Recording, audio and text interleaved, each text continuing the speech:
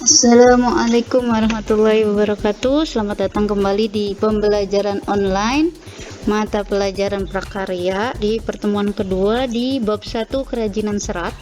Apa kabar semuanya? Mudah-mudahan semuanya selalu diberikan kesehatan ya, kecerdasan pikiran dan juga kecerdasan konsentrasi. Nah, sebelum kita mulai, kita baca doa dulu. Doa belajar, Robbi zidni ilma warzuqni fahma, amin. Semoga Allah selalu memberikan kita tambahan ilmu yang bermanfaat untuk bagi dunia dan akhirat. Kemarin kita sudah belajar tentang sampai dengan pengolahan bahan serat. Jadi kemarin kita belajar tentang pengertian serat, jenis dan karakteristik bahan serat, kemudian sampai ke pengolahan bahan serat. Sekarang kita tinggal yang subbab yang dua ini lagi, yaitu proses produksi kerajinan bahan serat dan produk dan proses kerajinan bahan serat. Kita mulai ke proses produksi kerajinan bahan serat. Nah, proses produksi ini adalah pembuatan kerajinan ini harus dilakukan dengan teknik yang tepat. Nah, apa aja tekniknya? Teknik pembuatan kerajinan bahan serat ini yang pertama adalah menganyam. Apa itu menganyam? Menganyam ini adalah mengatur bilah atau lembaran-lembaran secara tindih-menindih dan silang-menyilang. Itu namanya adalah menganyam, seperti ini.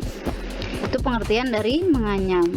Yang kedua itu adalah makrame. Makrame ini adalah teknik membuat benda kerajinan dengan cara simpul menyimpul menggunakan berbagai macam benang. Nah, ini namanya adalah makrame. Yang ketiga itu adalah merajut. Merajut yaitu metode membuat kain, pakaian, atau perlengkapan busana dari benang rajut. Nah, berbeda dari menenun yang menyilangkan dua jajaran benang yang saling tegak lurus, kalau merajut hanya menggunakan sehelai benang. Nah, ini adalah gambar untuk merajut. Yang keempat itu adalah menenun. Menenun itu adalah teknik yang digunakan dalam pembuatan produk kerajinan tapestri atau alat yang digunakannya itu berupa spandram atau bingkai yang direntangkan. Nah, ini namanya adalah menenun. Dan yang kelima adalah menjahit. Apa itu menjahit? Yaitu teknik melekatkan kain dengan jarum dan benang. Ini namanya adalah menjahit. Yang keenam adalah mengikat, yaitu teknik menyatukan dua benang atau lebih membentuk ikatan yang diinginkan. Nah, ini namanya adalah menjahit. Jadi teknik pembuatan kerajinan bahan serat ini ada 6: menganyam, makrame, merajut, menenun, menjahit, dan mengikat. Nah, dari proses produksi ini, bagaimanakah produk dan proses kerajinan bahan seratnya? Itu tadi prosesnya. Sekarang produknya. Nah, produk kerajinan bahan serat ini dapat dibuat melalui beberapa tahapan. Ada menentukan bahan dan jenis karya, menggali ide dari berbagai sumber, membuat beberapa sketsa karya, menentukan satu karya terbaik, mengumpulkan bahan dan alat yang dibutuhkan, membuat karya kerajinan, dan yang terakhir adalah mengevaluasi hasil karya yang telah selesai dibuat. Nah, produknya kerajinan berbahan serat ini ada dibedakan menjadi dua. Yang pertama itu adalah kerajinan dari serat tumbuhan. Ada banyak macam produk kerajinan dari serat alam. Misalnya tas, topi, kursi, tempat makanan, tempat pensil, sandal, dan keset. Itu adalah produk kerajinan dari serat tumbuhan. Misalnya bahannya dari serat kulit jagung, pelepah pisang, daun pandan, sabut kelapa tua, eceng gondok, dan rami. Nah, yang kalau kerajinan dari serat hewan Biasanya dibuat dari serat wol dan sutra. Kedua bahan ini akan memiliki karakter masing-masing. Nah, kerajinan dari serat tumbuhan, misalnya contohnya dari serat pelepah pisang. Ciri-cirinya, serat pelepah pisang antara lain berbentuk memanjang, berwarna hijau kekuningan ketika muda, dan berwarna hitam coklat. Nah, ini adalah pelepah pisang tuh di sini ya. Nah, ini adalah yang sudah tua, jadi warnanya coklat. Ketika muda berwarna coklat, berwarna hitam coklat ketika sudah dikeringkan, bertekstur halus dan sedikit kasar serta cukup kuat sehingga tidak mudah robek. Nah, teknik pengolahannya cukup dipotong dan ditempel untuk lukisan serta dianyam untuk pembuatan tikar. Kemudian serat daun pandan. Nah, daun pandan ini memiliki ciri-ciri berbentuk memanjang, berwarna hijau tua ini sebelum dikeringkan, dan berwarna putih kecoklatan setelah dikeringkan, serta bertekstur halus dan kuat. Teknik pengolahannya cuma hanya dianyam saja. Dan serat eceng gondok. Nah, ini ketika dia masih sebelum dikeringkan warnanya hijau, sesudah dikeringkan warnanya coklat tua.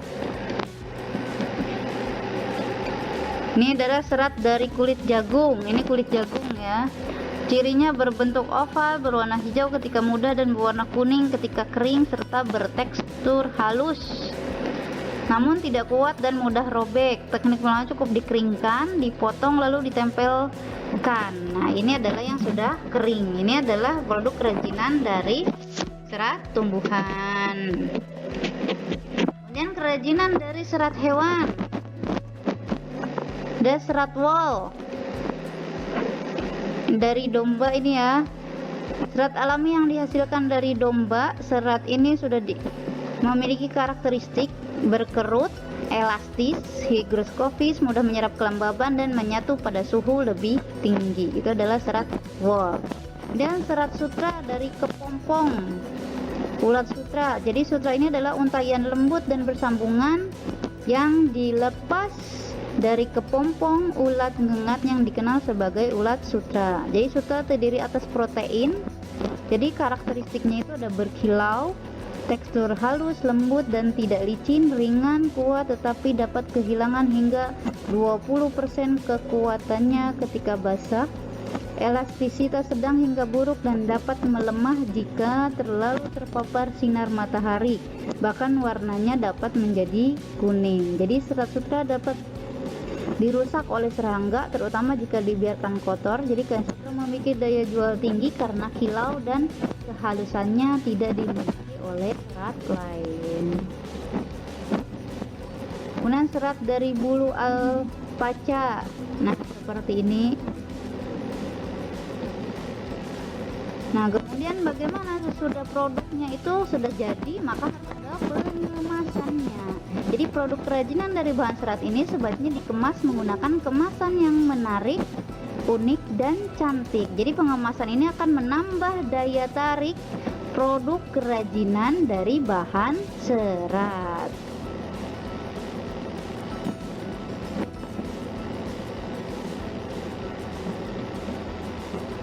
Jadi kemasan memiliki 4 fungsi. Yang pertama untuk menjual produk, melindungi produk, memudahkan penggunaan produk, dan memperindah penampilan produk. Itu adalah fungsi.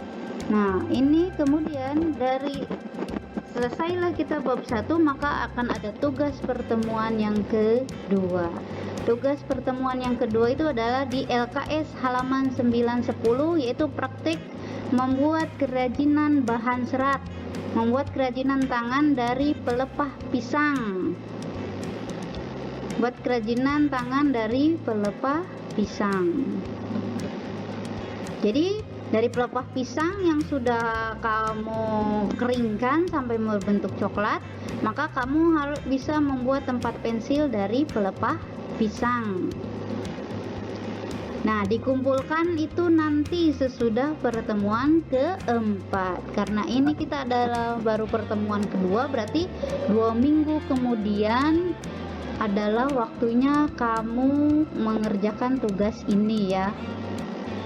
Jadi sesudah 2 minggu pas pertemuan keempat kamu kumpulkan ke sekolah tugasnya. Nanti ibu lihatin seperti apa tempat pensil dari pelepah pisang ya.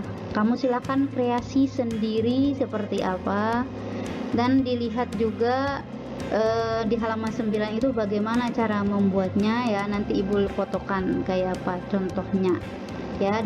Assalamualaikum, semoga warahmatullahi wabarakatuh. Sampai bertemu lagi di pertemuan yang selanjutnya. Semoga kita selalu diberikan kesehatan. Jangan lupa sholat 5 waktu. Assalamualaikum warahmatullahi wabarakatuh. Tugasnya jangan lupa, kalau tidak paham tanyakan langsung ke ibu. Nah, ini adalah bahan-bahan ya untuk yang praktek itu, yang tempat pensil dari pelepah pisang. Ini pelepah pisang itu yang mana ibu tunjukin ya, ini dari Google. Nah, ini adalah pelepah pisang, tapi pelepah pisangnya yang masih basah seperti ini ya, bukan daun pisang ya. Pelepah pisang ini seperti ini, batangnya pisang, itu namanya pelepah pisang. Nah, ini adalah yang masih basahnya. Nah, ketika sudah kamu keringkan, cukup aja selama 2 minggu ini, nanti dia akan menjadi seperti ini. Jadi tipis seperti kertas kalau sudah kering sekali. Nah, seperti ini. Ini adalah pelepah pisang yang sudah kering. Nah, kalau sudah kering ini bisa kamu lem ya, dibentuk misalnya bulat seperti tempat pensil. Nah, ini pelepah pisang ini yang batangnya ya, batang pensil. Jangan sampai salah ya, jangan sampai salah jadi daunnya, tapi ini batang pohon pisang. Ini yang masih basahnya. Kemudian ini yang sudah keringnya. Ketika kamu jemur terus-terusan itu selama 2 minggu. Nah, kalau sudah kering baru bisa kamu buat jadi tempat pensil. Nah, ini ada contoh hasilnya. Nah, seperti ini.